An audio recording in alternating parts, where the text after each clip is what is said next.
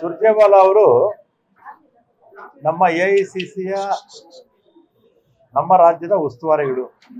ಸುಮಾರು 4 ವರ್ಷಗಳ ಕಾಲದಿಂದ ನಮ್ಮ ಕೆಪಿಸಿಸಿ ಚುನಾವಣೆ ಮುಂಚೆನೆ ನಮ್ಮ ರಾಜ್ಯದ ಉಸ್ತುವಾರಿಯನ್ನು ವಹಿಸಿಕೊಂಡಿರ್ತಕ್ಕಂಥವರು ಬಹುತೇಕ ಎಲ್ಲ ಜಿಲ್ಲೆಗಳಿಗೂ ಕೂಡ ಅವರು ಪ್ರವಾಸ ಮಾಡಿದ್ದಾರೆ.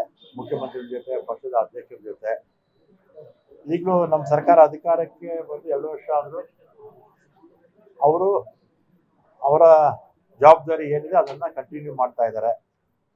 ಶಾಸಕರನ್ನ ಭೇಟಿ ಮಾಡುವಂಥದ್ದು. ಈಗಾಗಲೇ ಒಂದು 60-70 ಜನ ಶಾಸಕರನ್ನ ಭೇಟಿ ಮಾಡಿದ್ದಾರೆ. ಶಾಸಕರು ಕೆಲವು ಗ್ರೀವೆನ್ಸಸ್ ಕೊಟ್ಟಿರ್ತಾರಲ್ಲ, ಅಂಥದ್ದನ್ನ ಈಗ ನಮ್ಮ ಇಲಾಖೆಗೆ ಬಸ್ ಸ್ಟ್ಯಾಂಡ್ ಬೇಕು ಅಂತ ಒಂದು 3-4 ಸ್ಥಳದಲ್ಲಿ ಕೇಳಿದ್ರು. ಆಮೇಲೆ ಬಸ್ಸಸ್ ಬೇಕು ಅಂತ ಒಂದು 2-3 ಕೇಳಿದ್ರು. ಅದ್ರ ಬಗ್ಗೆ ಮಾಹಿತಿ ಕೊಟ್ಟೆ ನಾನು. ಬಸ್ಸಸ್ ಇನ್ನೊಂದು ಬಜೆಟ್ ಅಲ್ಲಿ 2,000 ಬಸ್ಸಸ್ ಈಗ ತಗೊಳ್ತಾ ಇದ್ದೀವಿ.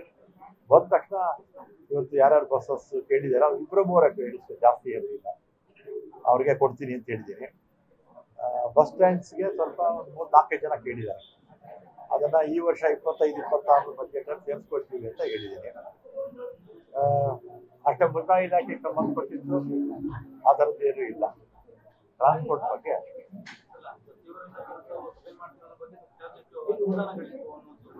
ಹೇಳಪ್ಪ, ಏನು ಅಸಮಾಧಾನ ಏನು? ಅವರು ನಮ್ಮ ಪಕ್ಷದ ಉಸ್ತುವಾರಿ. ಮುಖ್ಯಮಂತ್ರಿಗಳು ಮಾಡ್ತಾರೆ. ಮುಖ್ಯಮಂತ್ರಿಗಳು ಅವ್ರ ಕೆಲಸ ಅವ್ರು ಮಾಡ್ತಾರೆ. ಪಕ್ಷದ ಉಸ್ತುವಾರಿಗಳು ಅವ್ರ ಕೆಲಸ ಮಾಡ್ತಾರೆ. ತಪ್ಪೇನಿಲ್ಲ ಅದರಲ್ಲಿ.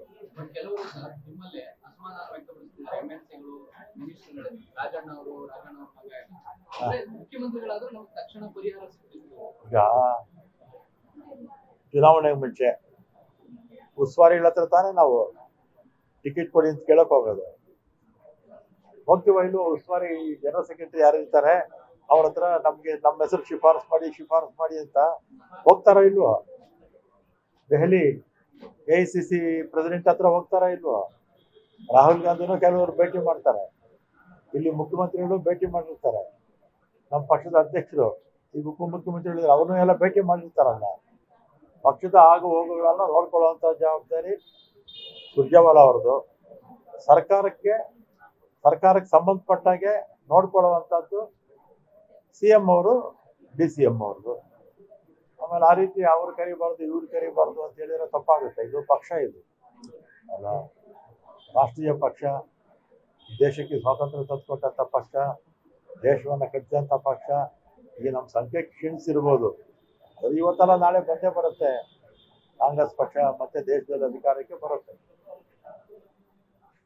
ನಿನ್ನೆ ದೇವನಹಳ್ಳಿ ರೈತರ ಜಮೀನನ್ನ ಬಿಡೋದಕ್ಕೆ ಸರ್ಕಾರ ನಿರ್ಧಾರ ಮಾಡಿದೆ. ಈಗ ಆಂಧ್ರದವರು ಏರೋಸ್ಪೇಸ್ ಅವರಿಗೆ ನಮ್ಮ ಹತ್ರ ಬನ್ನಿ, ನಾವು ಲ್ಯಾಂಡ್ ಕೊಡ್ತೀವಿ ಅಂತ ಹೇಳ್ತಿದ್ದಾರೆ. ಈಗ ಉದ್ದಿಮೆ ಮಾಡಬೇಕು ಅಂತ ಪ್ರಾರಂಭ ಮಾಡಬೇಕು ಅಂತ ಇರ್ತಾರೆ. ಈಗ ನಾವು ಕೊಡ್ಲಿಲ್ಲ ಅಂದ್ರೆ ಅವ್ರೇನ್ ಮಾಡ್ತಾರೆ? ಬೇರೆ ಕಡೆ ಸಹಜವಾಗಿ ಹೋಗ್ತಾರೆ.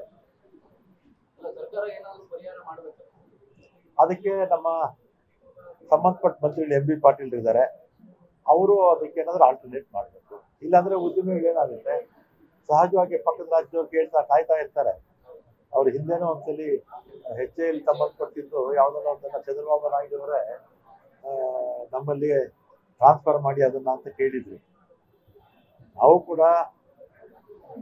ಉದ್ಯಮಿಗಳು ಬೆಳೆಸಬೇಕು, ಅದರ ರೈತರಿಗೂ ಕೂಡ ತೊಂದರೆ ಆಗದಿರುತ್ತೆ. ಈಗ ಬೆಂಗಳೂರನ್ನು ಗುರಿಯಾಗಿಸ್ಕೊಂಡು ಒಂದ್ ಕಡೆ ತಮಿಳುನವರು ಏರ್ಪೋರ್ಟ್ ಬೇಕು ಅಂತಾರೆ, ಇನ್ನೊಂದ್ ಕಡೆ ಬೆಂಗಳೂರನ್ನು ಗುರಿಯಾಗಿಸ್ಕೊಂಡು ಆಂಧ್ರದವರು ಇಲ್ಲಿಂದ ಉದ್ಯಮಗಳನ್ನೆಲ್ಲ ಸೆಳೆಯುವಂತ ಪ್ರಯತ್ನ ಮಾಡ್ತಾ ಇದ್ದಾರೆ. ರಾಜ್ಯದ ಸವಾಲಿನ ವಿಚಾರ ಅಲ್ವಾ? ಸರ್ಕಾರಕ್ಕೂ ಕೂಡ ಸವಾಲು ವಿಚಾರ. ಇದನ್ನ ಯಾರು ತಗೋಬೇಕು? ಮುಖ್ಯಮಂತ್ರಿಗಳು, ಪಕ್ಷದ ಅಧ್ಯಕ್ಷರು ಅವ್ರು ತಗೋಬೇಕು. ಇದ್ರ ಬಗ್ಗೆ ಇಲಾಖೆ ಮಂತ್ರಿಗಳು ಇರೋದ್ರಿಂದ ನಾನು ಅದ್ರ ಬಗ್ಗೆ ಹೇಳೋದು ಸರಿ ಇಲ್ಲ. ಆದ್ರೆ ಉದ್ಯಮಿಗಳು ಬರಬೇಕು. ಉದ್ಯಮಿಗಳು ನಮ್ಮ ರಾಜ್ಯಕ್ಕೆ ಬರಬೇಕು. ನಾನು ಹಿಂದೆ 1993ರಲ್ಲಿ large and medium scale industries minister ಆಗಿದ್ದೆ. ವೀರಪ್ಪ ಮೊಯ್ಲಿ ಅವ್ರ ಸರ್ಕಾರದಲ್ಲೇ ಇದೇ ಇಲಾಖೆ ಮಂತ್ರಿ ಆಗಿದ್ದೆ. ಆಗ ನಮ್ಮ ಸ್ಟೇಟ್ ಮಿನಿಸ್ಟರ್ ಆದರೂ ಕೂಡ ಹೈ ಪವರ್ ಕಮಿಟಿ ಚೇರ್ಮನ್ ನನಗೆ ಮಾಡಿದ್ರು ವೀರಪ್ಪ ಮೊಯ್ಲಿ ಅವರು. ಆ ಕಾಲದಲ್ಲಿ ITPL ಇದೆಲ್ಲ ಬಂದಿತ್ತು. ಉದ್ಯಮಿಗಳೆಲ್ಲ ಅವಾಗ ಒಂದೇ ಒಂದು ದಿವಸದಲ್ಲೇ ಎಲ್ಲ ಕ್ಲಿಯರ್ ಮಾಡ್ಕೊಡ್ತಾ ಇದ್ದೆ. ಉದ್ಯಮಿಗಳು ಬರಬೇಕು, ಸಹಜವಾಗಿ ರೈತರಿಗೂ ತೊಂದರೆ ಆಗಿದ ರೀತಿ ನಾವು ಮಾಡ್ಕೊಂಡು ಹೋಗ್ಬೇಕು. ಅವ್ರ ಕನ್ಸಲ್ಟ್ ತಗೊಂಡು ಮಾಡ್ಕೊಂಡ್ರೆ ಒಳ್ಳೆಯದು. ಲೇಟೆಸ್ಟ್ ಹಾಗೂ ಇಂಟ್ರೆಸ್ಟಿಂಗ್ ಸುದ್ದಿಗಳಿಗಾಗಿ ಬಾಸ್ ಟಿವಿ ಕನ್ನಡ ಚಾನೆಲ್ನ ಸಬ್ಸ್ಕ್ರೈಬ್ ಮಾಡಿ. ಹಾಗೆಯೇ ಬೆಲ್ ಐಕಾನ್ ಪ್ರೆಸ್ ಮಾಡಿ.